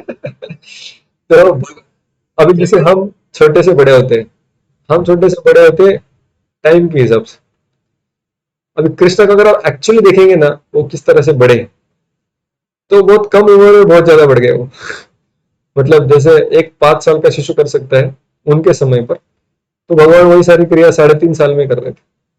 जो 10 साल का बालक कर रहा था, वो सारी क्रिया भगवान 6 साल में कर रहे थे। और जो 15 साल का बालक कर सकता है, वो सारी क्रिया भगवान 8 साल तक ही कर रहे थे। तो मतलब जैसे हम कहते हैं कि बाल्य अवस्था, फिर पौगंड अवस्था, फिर किशोर अवस्था, फिर बाद में यौवन अवस्था, फिर बाद में प्रौढ़ अवस्था, फिर वृद्धावस्था। लेकिन कृष्ण के मामले में ऐसा नहीं हुआ। हालांकि हमें दिखा कि वो भी छोटे बच्चे थे, फिर स्कूल में गए, फिर बड़े हुए, फिर आगे गए, शादी किया, तो हमें लगता है कि हाँ, जैसे हम वैसे वो भी। तो हमारे लिए समय के अनुसार हो रहा है, हम इसको रोक सकते हैं कि चलो लहानपना देगा देवा, मूंगी साखर का ढेवा।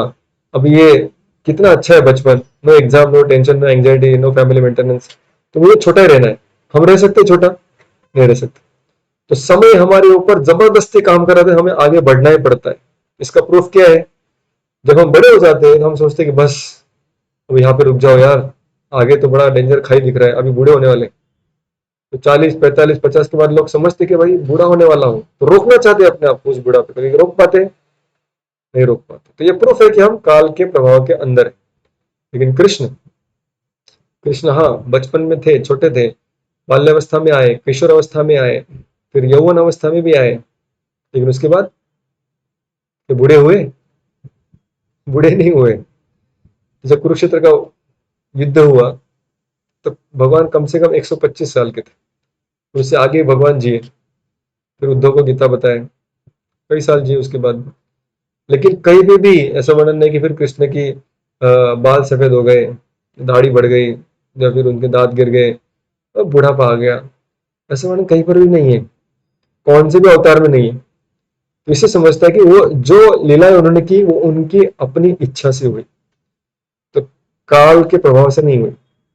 उनकी अपनी इच्छा से वो बाल बन जाते हैं, वो अपनी इच्छा से जन्म लेते हैं, अपनी इच्छा से किशोर बन जाते हैं, अपनी इच्छा से यौवन भी हो जाते हैं, और अपनी इच्छा से फिर हमेशा हमेशा के लिए नव यौवनम सदा, हमेशा के लिए यंग भी बने रहते हैं। सो एक्सटर्नली सेम दिख रहा है, बट इंटरनल रीजन पूरा अलग।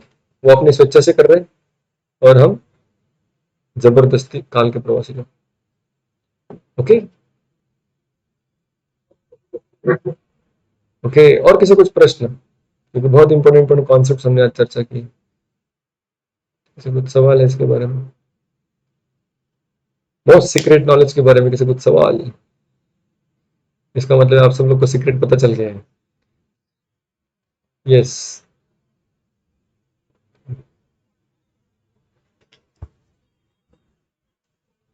हम्म।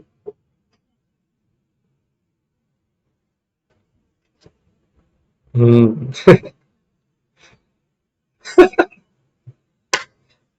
हमको फंसा, हमको फंसा रहे आप, कुछ तो गड़बड़ है। तो हाँ, भक्ति इजी भी है, भक्ति मुश्किल भी है। कैसे, मैं बताना चाहता हूँ, बहुत इंपॉर्टेंट क्वेश्चन है। भक्ति आसान है क्यों? क्योंकि भक्ति में बाह्य कार्य बहुत सिंपल है।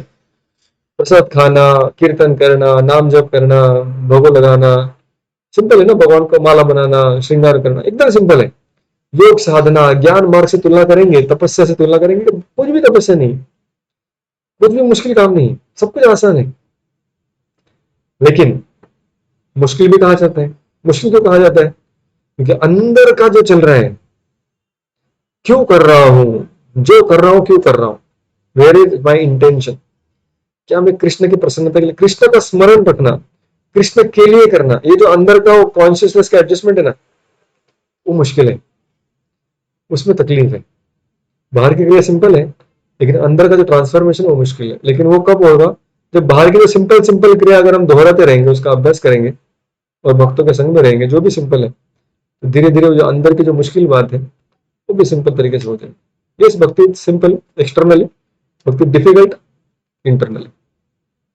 ठीक है।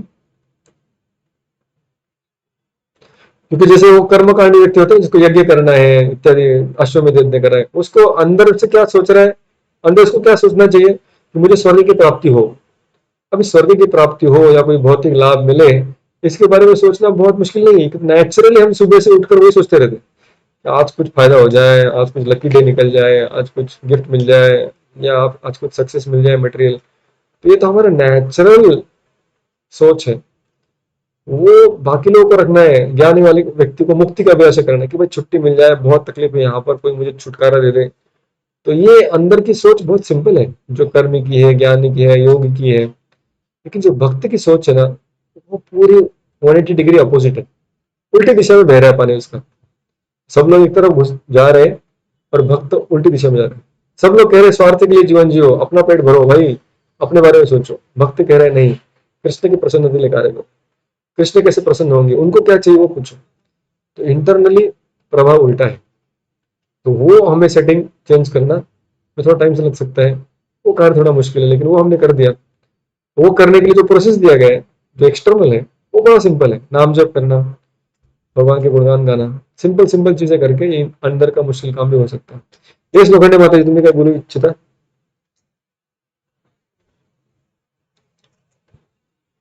हम्म, हम्म. याची दान वेगा देवा तुझा विसरण व्हावा, तुला गायी ना आवडी ह्याची माझी सर्व गोडी, न लगे मुक्ती आणि संपदा संत संग देई सदा. मुझे मुक्ति और संपदा, मुक्ति यानी ज्ञान, संपदा यानी कर्म। मुझे कर्म नहीं चाहिए, ज्ञान नहीं चाहिए, मुझे सिर्फ क्या चाहिए? संत संग चाहिए। तो संत संग में मेरी ये भावना है, वो सुधर जाती है और फिर मैं अच्छे से भक्ति कर सकता हूँ। Thank you, thank you. वैसे बीच में आप अभंग बोलते रहिए, तो हम हमको भी थोड़ा याद हो जाएंगे। अरे, और आणखी कोणाचा काही प्रश्न? Any more questions? ओके। तो मैं रिक्वेस्ट करना चाहता हूँ, क्योंकि हमारा जन्माष्टमी इस बार ऑनलाइन होने वाला है, और ऑनलाइन सब लोग देख सकते हैं, उसको हमको प्रमोट भी करना है। लेकिन वो ऑनलाइन जन्माष्टमी का शूटिंग जो होने वाला है, वो शूटिंग कुछ कार्यक्रमों का, कुछ बच्चों के डांसेस का, वो सैटरडे संडे होने वाला है। तो मुझे ऐसा लगा है कि सैटरडे संडे में इतना बिजी रहूंगा कि शायद मैं क्लास नहीं दे पाऊंगा। So if you all agree, तो हम हम्म, एक क्लास थर्सडे को और एक क्लास फ्राइडे को कर सकते हैं। तो आपकी जो भी राय है, you can send me on WhatsApp group. तो 7:30 to 9। ओके, ओके, हाँ, वीकडेज। ओके, हाँ, चलो। मेरा तो ओके, तो मुझे ऐसा लगता है, ऐसा करते हैं फिर 7:15 से 8:30 लेते हैं। थोड़ा समय कम कर रहा हूँ मैं, ताकि आपका भी कुछ मिस ना हो। तो हम रिवीजन थोड़ा कम करेंगे, रिवीजन में अपना पहले 10 मिनट जाता है, क्योंकि हम बहुत जल्दी मिल रहे हैं। I will not revise, will directly start the session. ठीक है bro ji, Vikas bro ji? 7:15 we will start, we will end at 8:30। So Thursday and Friday. हो हो हो। तो अभी पिछले क्लास से हमने, अभी हमारी जो विशाखा माता जी है, she is coordinating for the link, creating link, admitting people, क्योंकि बहुत कंप्लेंट आया लोगों की। मैं बाहर खड़ी हूँ, प्रभु जी एडमिट करो, एडमिट करो, एडमिट करो। तो मुझे समझता नहीं था कौन आया कौन गए। तो अभी विशाखा माता जी कर रही है बहुत अच्छे से, तो उनको भी धन्यवाद देना चाहेंगे हम। So she can put a reminder, Vishakha माता जी। तो थर्सडे को आप रिमाइंडर डालिए, Thursday and Friday, so that people become ready.